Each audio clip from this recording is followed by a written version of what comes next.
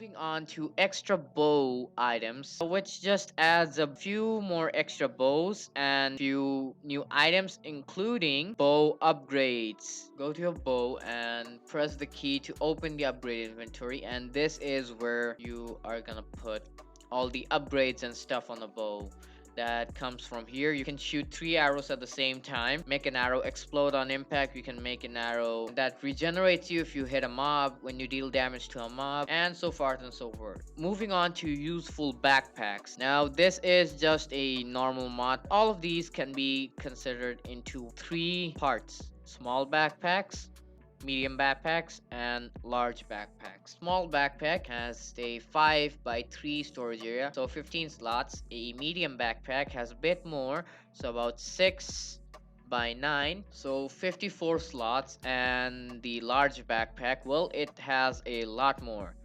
I don't think I can count that much. Moving on to iron furnaces. This is exactly like iron chests. Instead, it's iron furnaces. The higher level it goes, the efficiency goes up as well. So the higher up it goes, it might take less fuel to smelt more items, and it might smelt items a lot faster with small amount of fuel. You can upgrade to iron furnaces in two ways: either using a crafting table to craft it directly, or you can take one of the upgrades and shift right click on the furnace to turn it into a higher level. You can see there's also a third slot on the left side, and that is for the upgrades. You can add so many different types of totems or side effects, like augment smoking. If you put this here, it takes half the time for the furnace to cook food, and that's it for iron furnaces. Next is fans mod. See, it doesn't have any animation. It's nothing fancy. It's just a fans mod. The more you upgrade, the more powerful it gets. That's just it.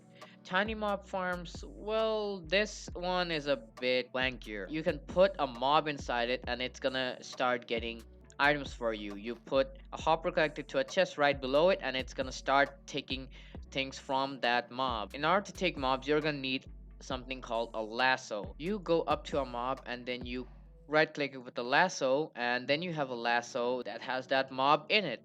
And the mob that we have in this is a mushroom. Right clicking on this block, insert the lasso to activate it, and now we have a mushroom. Put a hopper beneath it, connect it to a chest, and it's gonna start taking resources. The more you upgrade, the more stuff you can do with these, all the other perks and stuff. More ores in overworld is just adds two types of ores: sapphire and ruby, and these are just another type of ore that you get on below diamond level. There's also experience ores, which you can break to get experience. The other part of it is nether, which adds just one ore, which is topaz, and it's the same as these always. These are both the same. And moving on to inventory number 4, and the first mod that we have is another more in one mod. Then now this is the end, and here it adds one new ore, amethyst, and it comes in amethyst ores, and you can make all of these. You can also find amethyst in the overworld actually,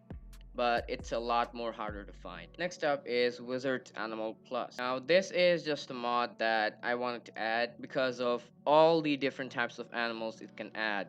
Like over here we have a crocodile, capybara, and you can already see that there are a ton, and it just adds a bit more variety to a mod pack. Nevertheless, let's move on to the next mod, which is Wizard's Animal Plus blocks. So these are all the blocks. There's a few stuff that I still need to work out. Next is Mushroom Quests item. Mushroom Quest items, I just added for the same reason as Wizard's Animal Plus, just to get a bit more variety out there. And this mod just adds a whole lot of mushrooms, including a few quests. You can go like collecting all of the different types of mushrooms. The first one we're looking at is a burrowworm spawn egg. Alright, we can already see how ugly this looks like, but these are the types of mobs that we're going to be encountering sometime in the future or so. It doesn't drop anything. I think it's for the quest personally.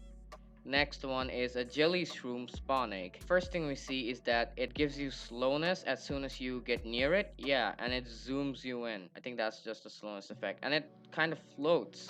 Next is a woodlot reaper.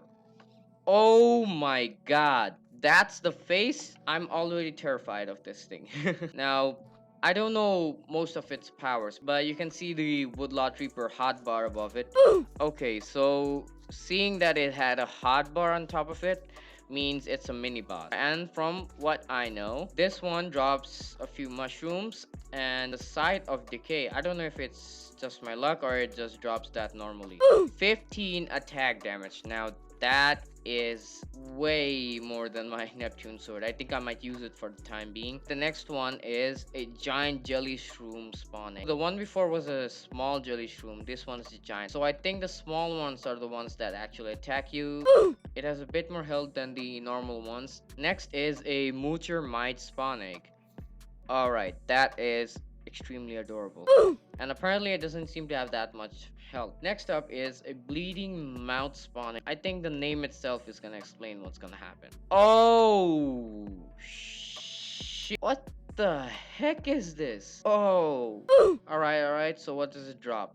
Blood resin. Oh god. Mushroom Quest seems to be the weirdest mod out here for now. The next one is Shrump Beast Spawning. This doesn't seem that harmful to me. Or maybe it might be because I'm uncreative. Alright. Oh. He dropped a mushroom stem. It's like the little guy gave us a gift after all. And the last one is a decomposer spawn egg. Let's see what it is. When I heard the word decomposer, I thought it was something else. Some of the mods I already know the features of that I found out and then downloaded, but some of them I just added sake of my curiosity. And I was curious as to how much further I can go with the knowledge I already have. Yeah, I think one day we're gonna be able to find the uses of most of the mobs. For now, I think we gotta say goodbye. Goodbye, little guy. Apparently, he doesn't have that much health. But from what I can see, I think we'll be finding these pretty soon. Next up is snow. Real magic. When snow falls on blocks like slabs, stairs, fences, walls, gates, have a layer of snow on top of them. I think that it's a really great addition that I've added, so whenever we have winter bases or make something in snowy places, I think we can be sure that it's gonna have a lot more depth to it. Next up is a huge mod. I'd say this is the biggest mod in this mod pack, which is Biomes of Plenty. I know most of you guys already know this, but Biomes of Plenty is literally the biggest mod I've ever seen and used before. It has so much stuff, and I mean so much stuff in it. Wood, trees, blocks, all the stuff, and so much more. And all of it while using most of these blocks and stuff to make really good biomes. I think there are a lot more biomes we haven't discovered yet. And I'm looking forward to discovering all of the biomes this mod can provide. Moving on to basic pantry. Basic pantry is just that you can make, craft, fill, smelt, smoke, and do so much more things and add them together to make food. I mean, look at this. So many different types of bread. We got all of these sandwiches, we got cupcake, we got muffins, we got pies. We even have pizzas. We have bundles of different kinds of food. We have meat, and at the last section we have all of these. These are all the food that we can make.